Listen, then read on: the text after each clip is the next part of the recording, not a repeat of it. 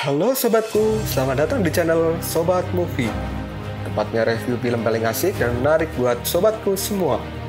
Yang baru gabung, silahkan klik tombol subscribe ya dan nyalakan loncengnya, supaya kalian tidak ketinggalan film-film seru yang Mimin upload.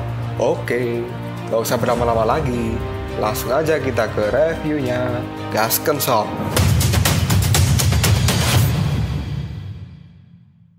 Hey, oke, sobatku terkeren, terkecil, terbaik, tersemuanya. Kita masih bersama Sobat Movie, channel alur cerita terasik sepanjang masa.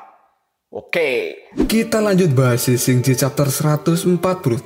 Nggak usah cacicot banyak bacot, kita langsung masuk aja ke pembahasan. Di tempat kediaman kakek naga Gulong, dia merasakan kemunculan kembali jiwa naga emas. Kakek naga pun berkata, sudah kuduga, bocah Alswe itu benar-benar memiliki jiwa naga emas ini.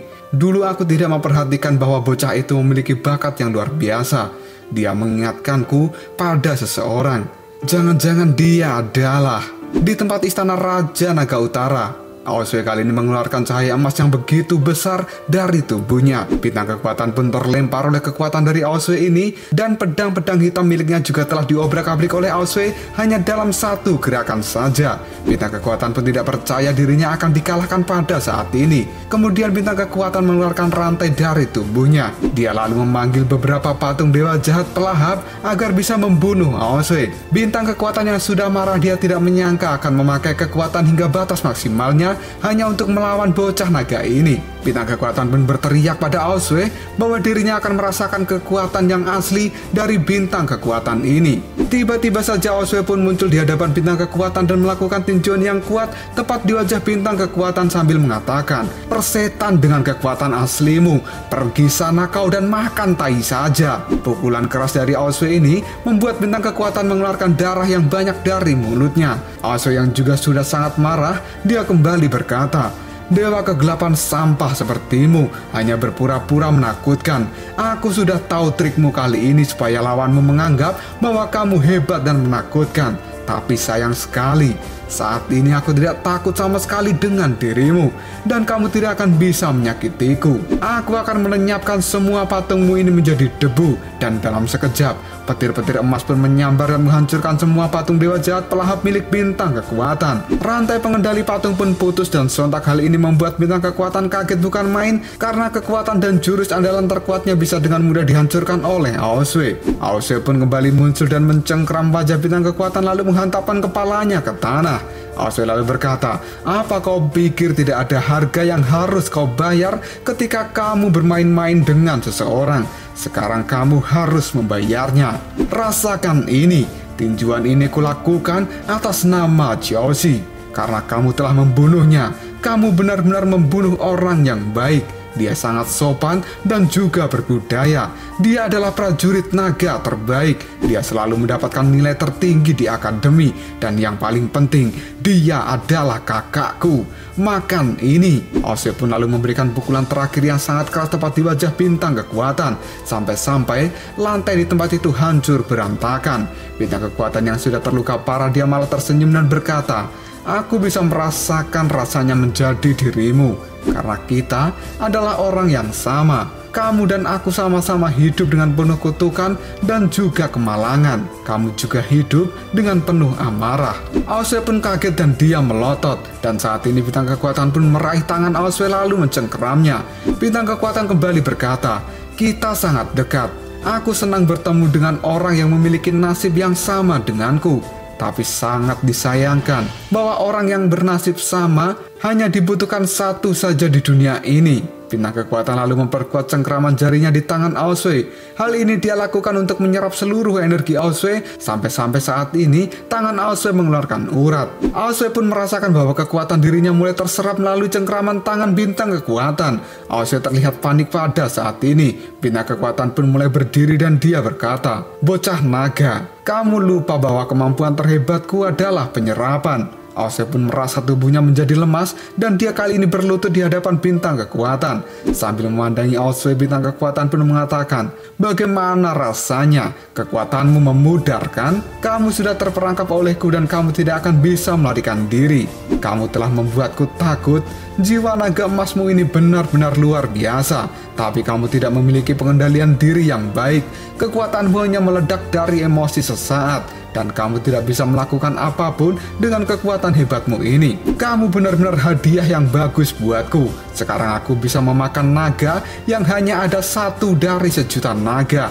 Dengan begitu kekuatanku akan meningkat berkali lipat." Aose dengan panik dia menjawabnya, "Hal itu mungkin memiliki efek buruk dan kamu tidak perlu mencoba untuk memakan diriku." Bintang kekuatan sambil tertawa dia menjawabnya, "Tidak apa-apa, aku akan segera melahapmu." Dan kemudian dia mencekik Aose dengan cukup keras. Bintang kekuatan pun kembali berkata, "Sebentar lagi penyerapan ini akan selesai dan kamu tidak perlu takut. Seluruh esensi di dalam hidupmu akan segera datang padaku dan kita akan menjadi satu. Dirimu dan diriku memiliki nasib yang sama. Bukankah lebih baik jika kamu hidup di dalam diriku saja?" Aose sambil memandang bintang kekuatan dia mengatakan, "Kamu terlalu banyak bermimpi." Dia pun lalu mengangkat jarinya dan kembali berkata, "Sudah lama aku merasakan keberadaan kekuatan ini, dan aku berbeda denganmu." Dalam sekejap, cahaya emas keluar dari jari Aose dan memicu kemunculan petir dari langit.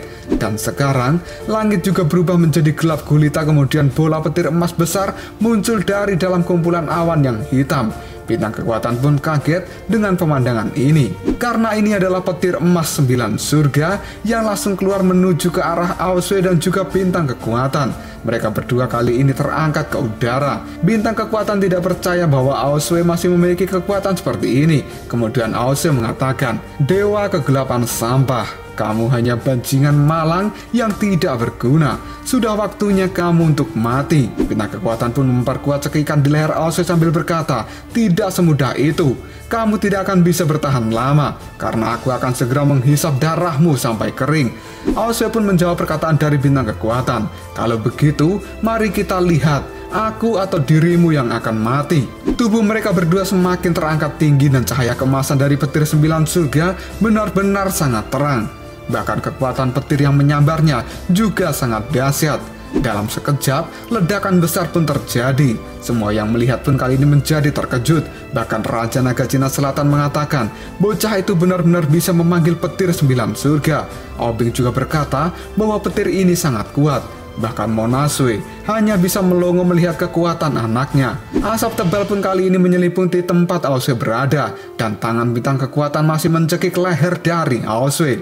Setelah Aose membuka mata dan melihatnya, itu hanya tangan saja, sedangkan seluruh tubuh bintang kekuatan sudah lenyap menjadi debu. Aose kemudian meraih tangan bintang kekuatan yang ada di lehernya dan dia membuangnya, lalu mengatakan, "Dewa sampah, Joshi, aku sudah berhasil membalaskan dendammu." Raja Naga Cina Selatan tidak percaya bahwa Aose benar-benar bisa membunuh bintang kekuatan yang sangat hebat, karena dia adalah dewa kegelapan tingkat tinggi. Raja Naga Cina Selatan lalu menyuruh para dewa kegelapan yang lain yang masih tersisa untuk segera membunuh Aose yang dianggapnya sedang terluka dan kehabisan tenaga. Dengan begitu, para dewa kegelapan akan menang. Dua dewa kegelapan yang cukup hebat, dia akan mengurus Aose setelah berhasil membereskan Aobing untuk saat ini. Mereka pun membuat Aobing tidak berdaya, dan pisau salah satu dewa kegelapan itu akan segera menembus wajah Aobing. Tiba-tiba saja pisau itu berhenti tepat di depan mata Aobing.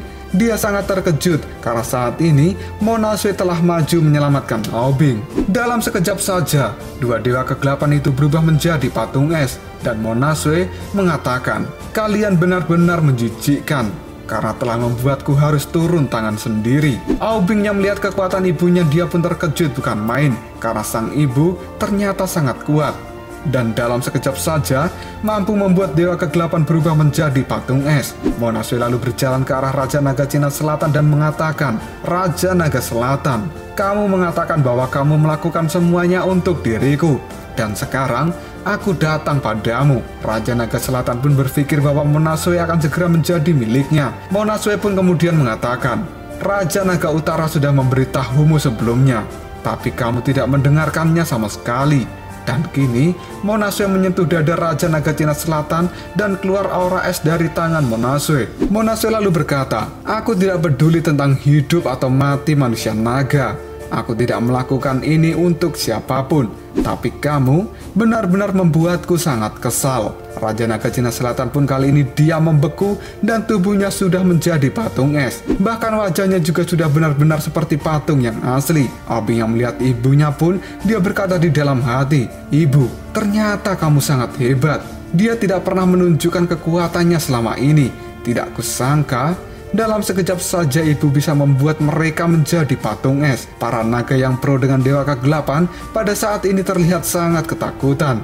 Asue yang melihat Monasue, dia pun terkejut lalu berkata, "Ibu, tidak salah lagi, itu ibuku. Dia sangat cantik dan wajahnya tidak berubah sama sekali. Saat ini dia terlihat sangat muda dan orang yang tidak tahu pasti akan menganggap bahwa dia adalah kakak perempuanku." Kita berpindah ke Istana Surga. Pada saat ini seorang sejarawan Istana Surga sedang menginterogasi para prajurit yang sedang terluka karena perang melawan Ashura. Dia melihat begitu banyak prajurit yang kembali dari perang dengan rasa sakit dan tubuh yang tidak berdaya. Orang ini bernama Yuto. Dia adalah seorang dewa yang bertugas membuat catatan dari perang dewa melawan Ashura. Yuto lalu berkata, "Perang ini terlalu banyak membawa luka dan sudah berlangsung selama 6 bulan. Prajurit yang terluka telah kembali dengan tubuh yang lemah. Sebagai dewa sejarawan, aku tidak bisa berada di garis depan. Bersumber cerita yang kudengar dari para prajurit, aku tidak bisa merasakan detailnya. Tapi aku merasa perang ini sangat mengerikan. Bagaimanapun juga aku adalah sejarawan. Aku harus mendapatkan gambaran yang detail tentang peristiwa ini. Aku tidak bisa tinggal di Istana Surga dan aku harus keluar mencari info sedetail mungkin. Para penjaga itu pasti tidak akan membiarkanku keluar pada saat ini. Tapi dengan kemampuanku, seharusnya aku tidak akan kesulitan untuk menyelinap." Yuto pun kemudian mengeluarkan kipas terbangnya dan dia pergi dari Istana Surga untuk mencari info yang detail tentang peperangan. Pada akhirnya Yuto mendarat di reruntuhan tembok batu yang diciptakan oleh Taishan Lojun dan dihidupkan oleh Lingbao Tiansun untuk melawan Ashura. Dia pun menyimpan kipas terbangnya dan berlarian di tempat peperangan. Sambil melihat ke sekeliling, Yuto mengatakan, "Sejak zaman kuno, perang dewa dan Ashura merupakan pertarungan sengit dan ini adalah perang yang dimulai kembali setelah 1000 tahun. Kerusakannya begitu parah. Dan apakah ini akan berlangsung selama ratusan tahun seperti masa lalu?" Tiba-tiba saja seseorang muncul dan membungkam Yuto dari belakang lalu membawanya pergi bersembunyi. Ternyata orang itu adalah Tathagata yang menggunakan penutup wajah. Dia lalu bertanya, "Hei, siapa kamu?" Yuto pun menjawabnya, "Aku adalah Yuto." Tathagata lalu membuka penutup wajahnya dan dia berkata, "Aku Tathagata. Warga sipil sepertimu kenapa datang di garis depan peperangan? Apakah kau pikir dirimu memiliki 9 nyawa sehingga berani datang ke tempat ini?" Yuto lalu mengatakan bahwa dia kesini adalah untuk membuat catatan sejarah perang antara dewa dan Ashura. Tapi Tathagata mengatakan bahwa tempat ini sangat berbahaya dan ada Ashura di mana-mana. Tathagata pun bertanya, "Apakah kamu memiliki kemampuan bertarung?" Yuto menjawabnya tidak. Dan Yuto juga bertanya pada Tathagata, "Apakah kamu selalu berada di garis depan, Tathagata?" Tathagata pun menjawabnya, "Iya, karena aku harus memahami seluruh kemampuan bertarung dari musuh agar bisa melawannya." Yuto kemudian berkata, "Bagus sekali. Kalau begitu aku akan mendapatkan informasi perang secara detail dari dirimu dan akan kutulis menjadi buku sejarah perang dewa dan Ashura." Lalu apakah yang akan terjadi selanjutnya? Bisakah Yuto mendapatkan informasi yang dia inginkan dari Tathagata? Jika kalian penasaran, tunggu aja jawabannya di next video. Kopral Shop. Tetap stay di channel Sobat Movie dan jangan lupa klik subscribe, like, dan share ke teman-temanmu agar channel ini dapat berkembang dan menghibur kalian semua. See you next tomorrow. Bye-bye.